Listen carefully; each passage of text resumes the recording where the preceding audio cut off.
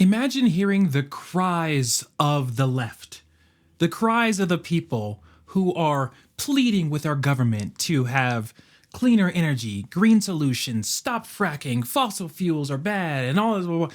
And you one day wake up and you're like, I have it on my heart to create the greenest car that's ever existed, to be the leader in electric technology.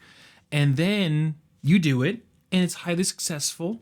And then one day you find something else you want to stand up for, and then the left looks at you like you are no longer any type of leader, any type of advocate for change. You are the opposite. You are, I don't want to say the word, but the big H, the one from Germany that we don't talk about, right? And you are a racist and you are a fascist, and you deserve to have your company and everything you stand for wrecked. And people buy your products just to burn them in front of you. People buy products just to sell them at a loss. It's like the craziest thing ever. That is Elon Musk's life right now. Let's talk about it. Marathon, yeah, say that to me, yeah, say that, yeah, say that to me, oh, marathon, you can say that to me, yeah, say that. You can say that to me. Marathon. Yeah, say that. Please like, share, and subscribe so we can keep the thought-provoking content coming from yours truly. So why talk about this now?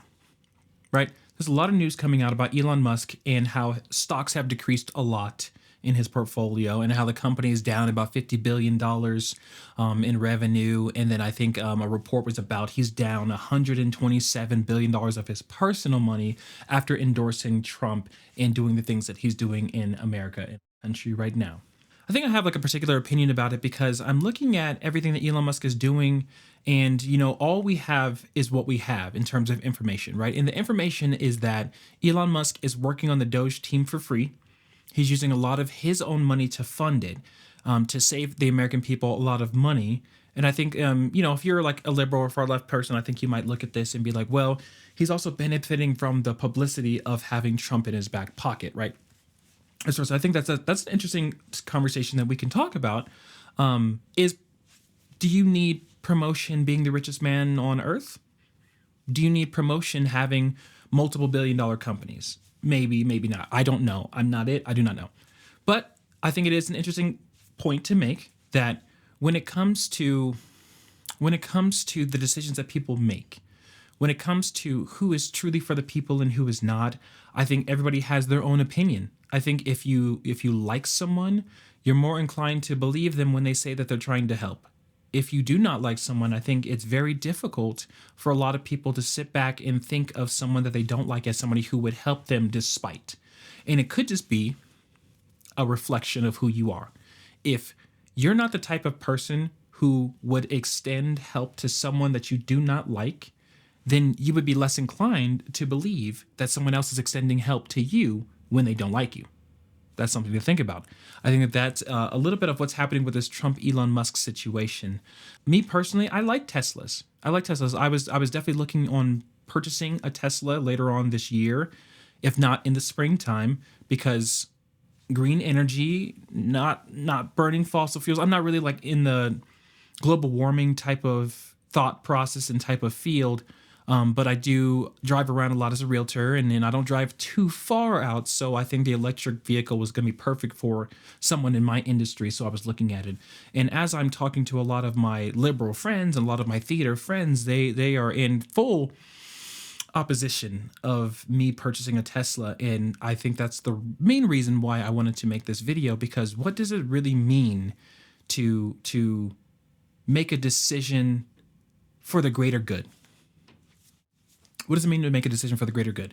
I think a lot of left-leaning people are wanting to get rid of their Teslas and wanting Tesla to crash because they believe it is the greater good. They believe that if Elon Musk no longer has money, then he will be less of a threat to their way of life.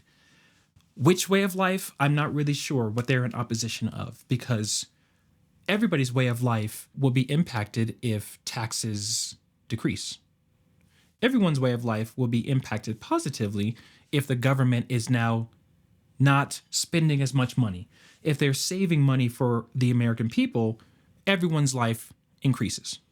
So if Doge team is finding,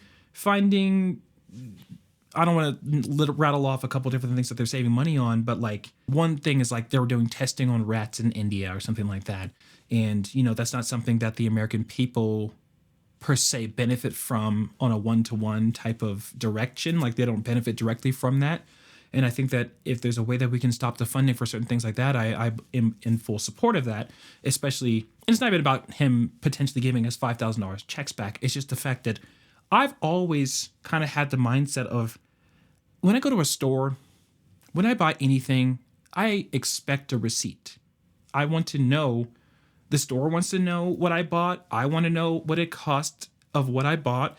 And I think that's just the transparency that I have always wanted when it comes to any type of transaction. And when it comes to our taxes, we are forced to give our money to a government that is not being transparent.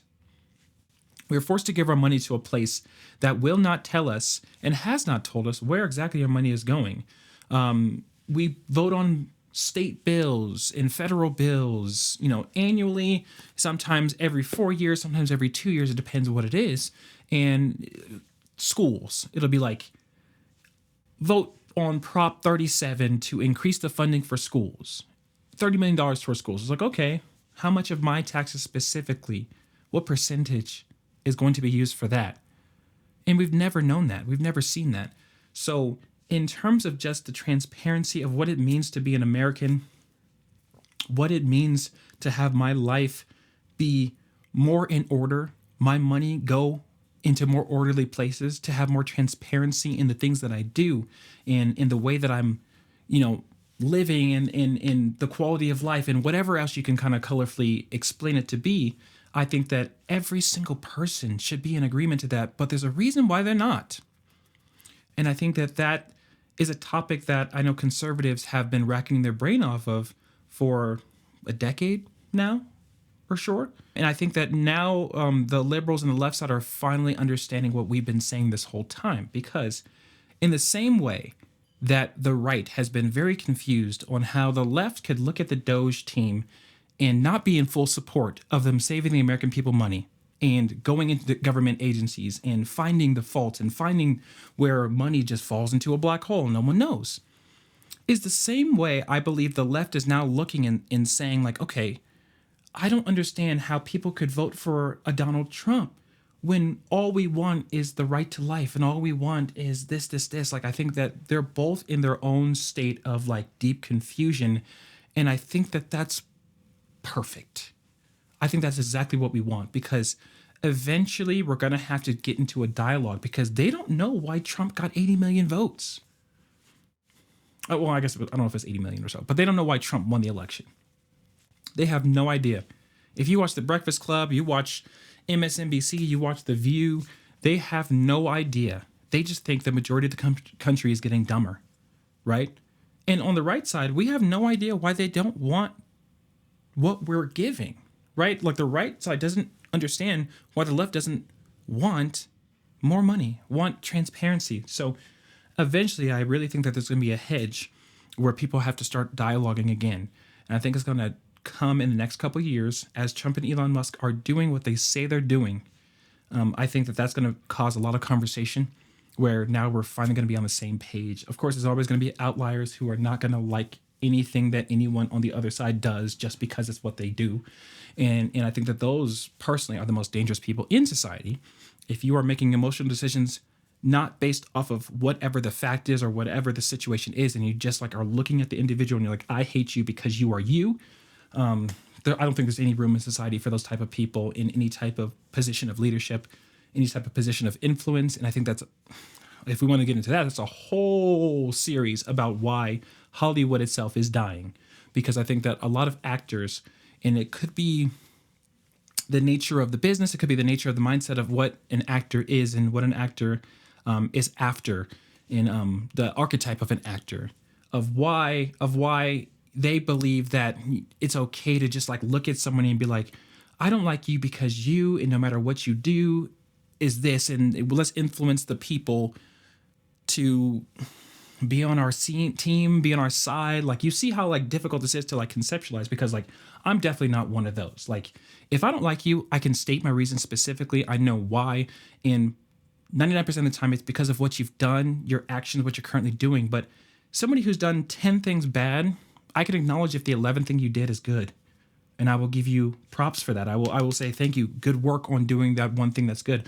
But I also won't do it in a condescending way that's saying, oh, well, at least you did one thing right. That's emotional. That's childish to me. I think like if you're looking at any type of individual and what they're contributing to society, and it is genuinely a good thing, like the Doge thing, I think that that is worth sectioning off in saying specifically this Doge thing is good and I support you on this.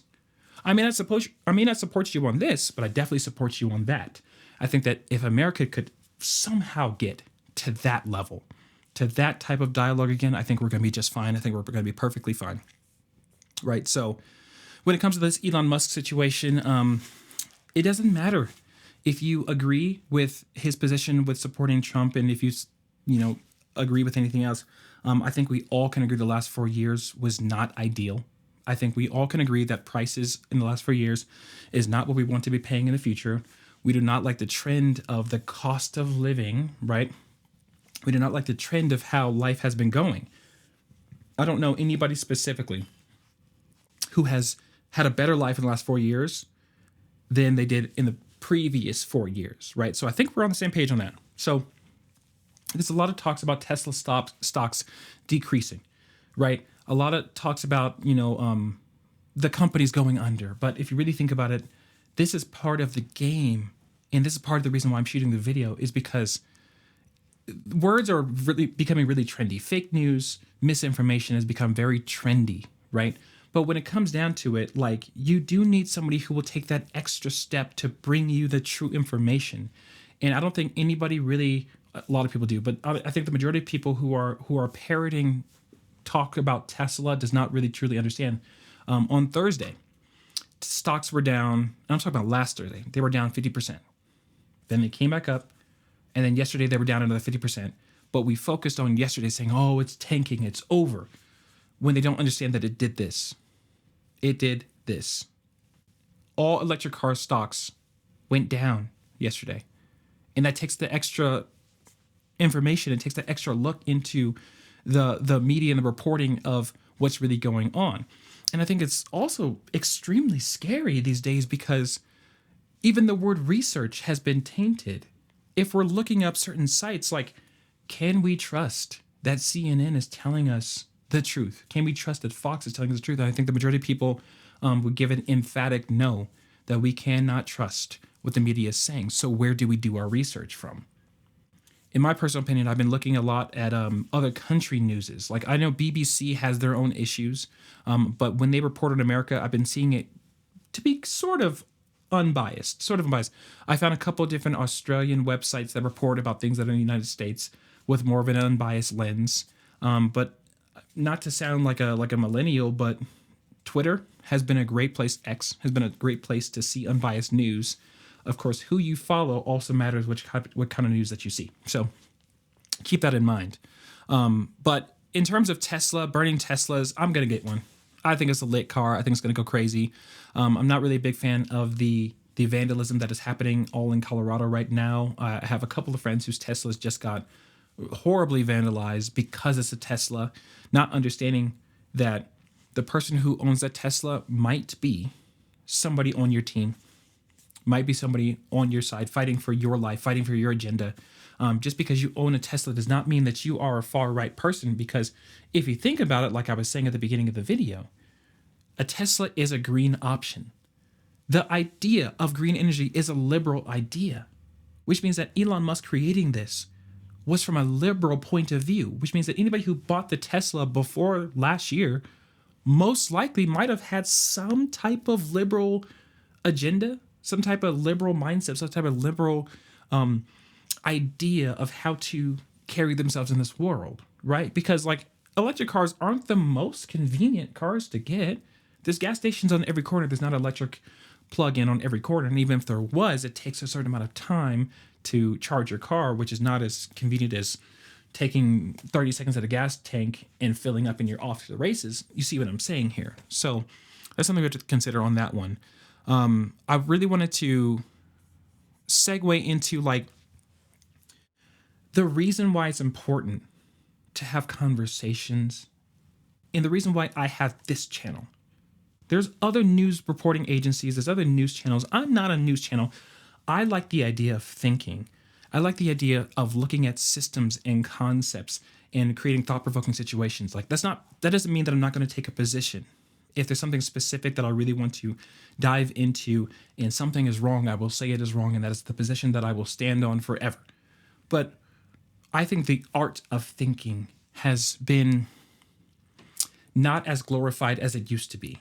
Not saying that we're not really thinking, but I think that the art of emotion, the art of empathy is now at the forefront of whatever the mainstream media is trying to do right now. And I think that that's very interesting because if you really understand and study what it means to lead with emotions, it means that every other part of your brain, like not scientifically, but anecdotally, shuts off.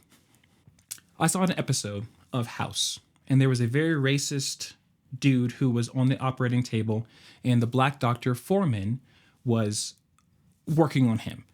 And at the end of the episode, they save his life, and the Nazi guy who was a racist guy was like, "Oh, who saved my life? I'd really like to thank him." And Foreman was like, "It was me." Right? And they had some type of dialogue that was the same thing as like, you know, if roles were reversed, would you have done the same for me?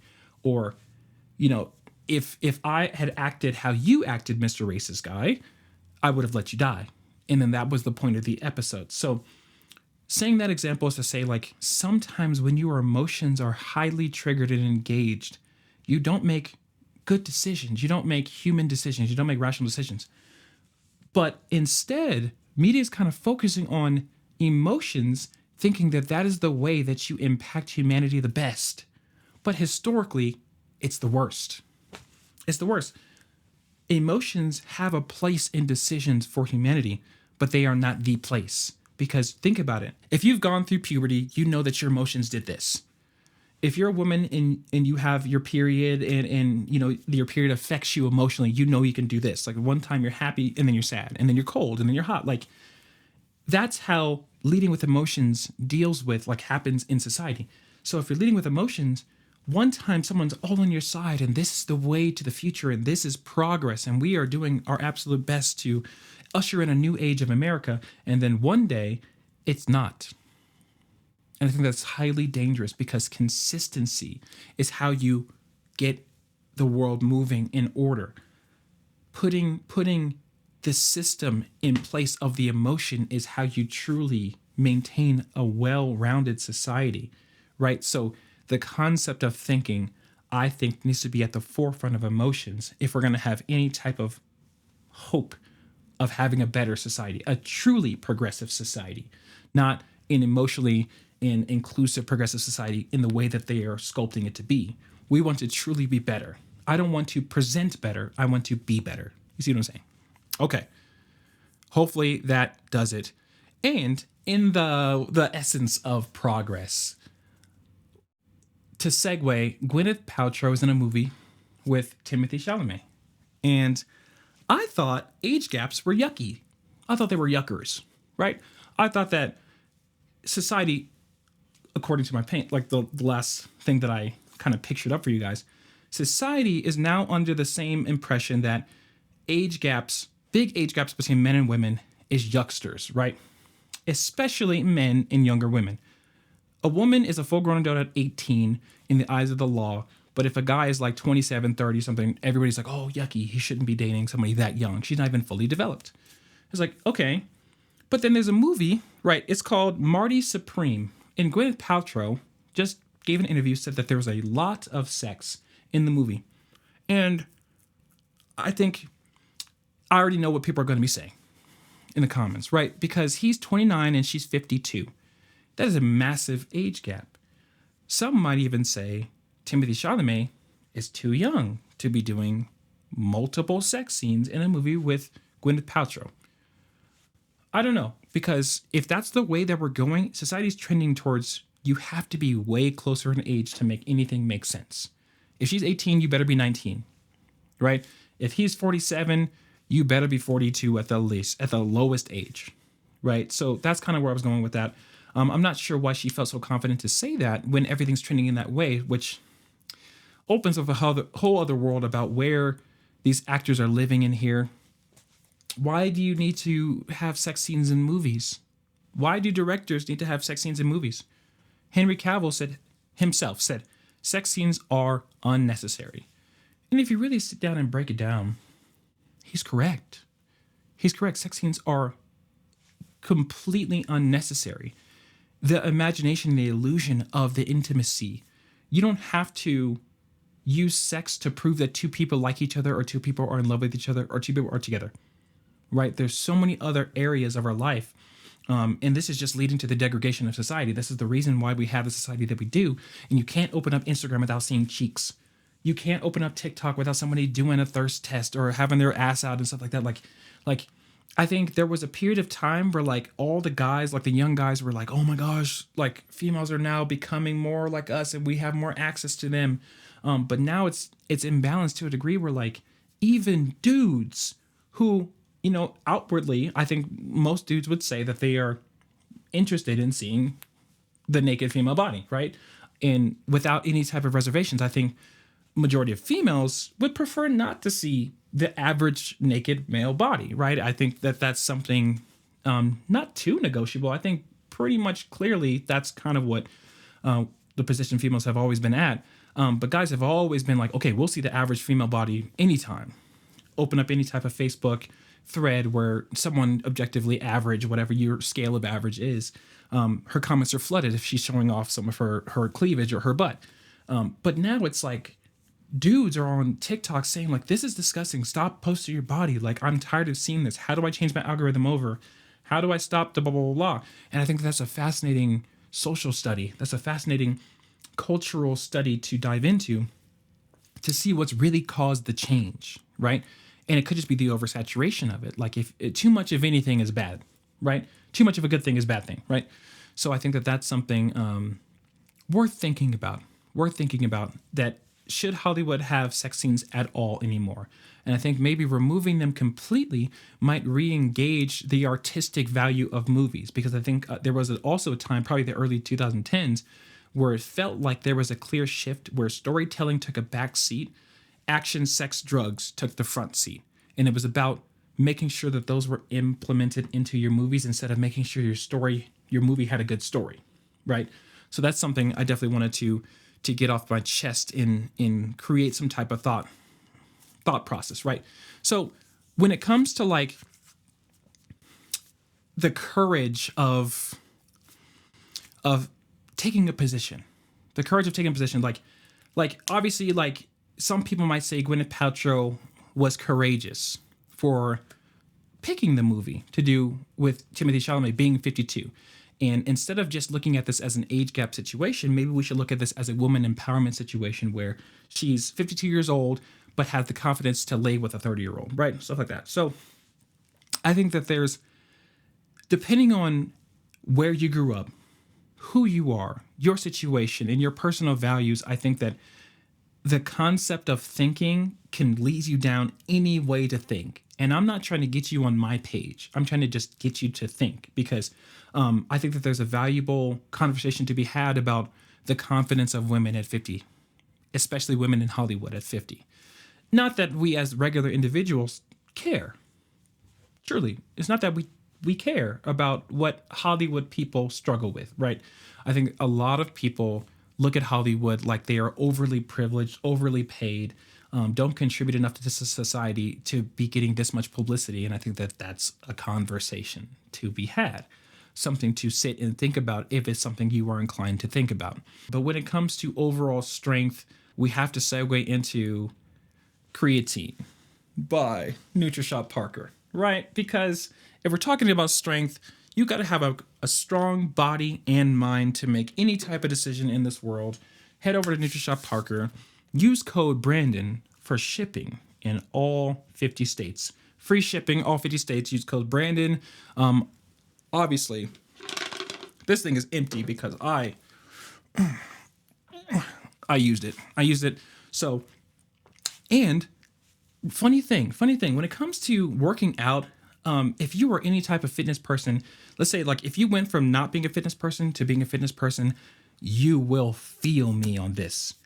I found a very strict light switch change when I started high level working out and then sitting and thinking. Like my brain is so clear, my thought process is so clear, my memory is impeccable, and it keeps getting better the harder I work out. The more that I sweat daily, the more that I can sit and riff and come up with topics and think of new perspectives and think of new ways to approach business and new ways to help my clients in real estate and new ways to just like navigate this world as more of an authentic me.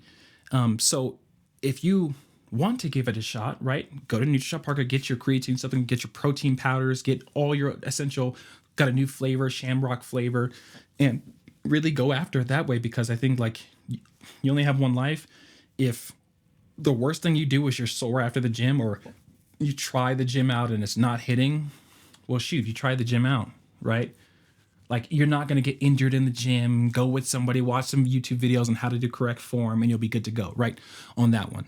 So real estate nationwide in Colorado. So if you own a house, if you are planning on owning a house, here is today's 30-year fixed mortgage rates. Conventional rates have dropped. So I don't know if you knew, last year they were in the 7s.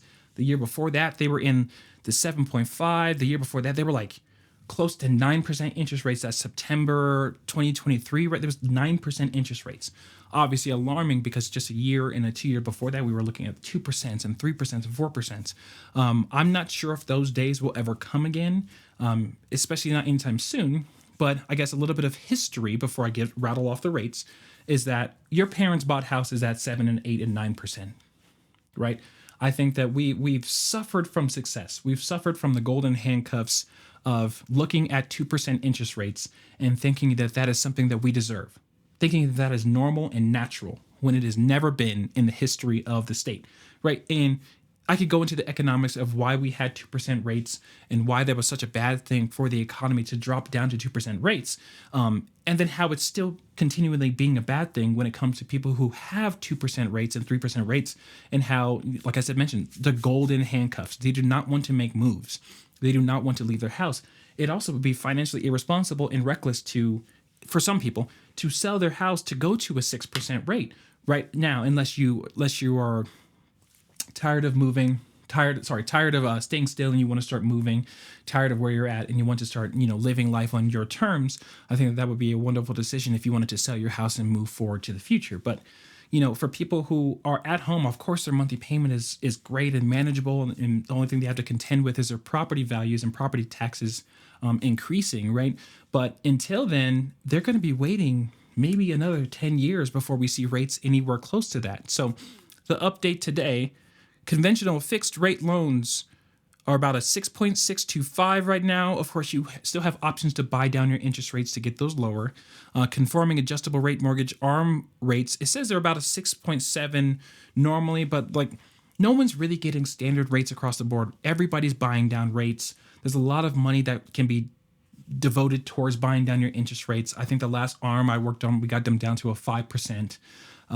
It just depends your situation, how much money we have to work with. A lot of the builders that I work with, they are offering 4.99, even a 3.99 rate as a fixed rate, because they have a lot of money to devote and that can dump into your interest rate buy downs, which is really, really cool. So FHA loans were about a 6.25, which is pretty good.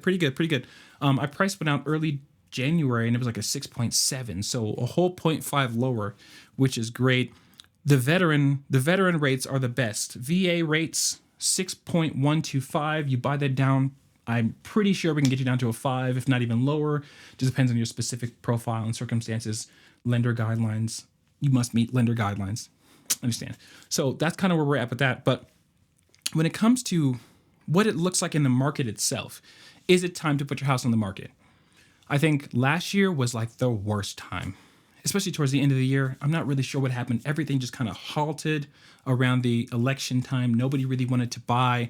No one wanted to sell.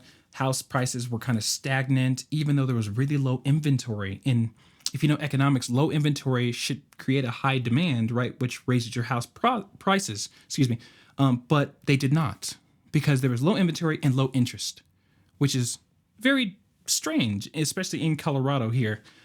So now we're kind of looking at things evening out a little bit. So Colorado inventory is still low, but the demand for houses are now increasing because I think, and this is just my personal opinion of what I've been seeing out in the world and anecdotal experience, I think people are tired of waiting.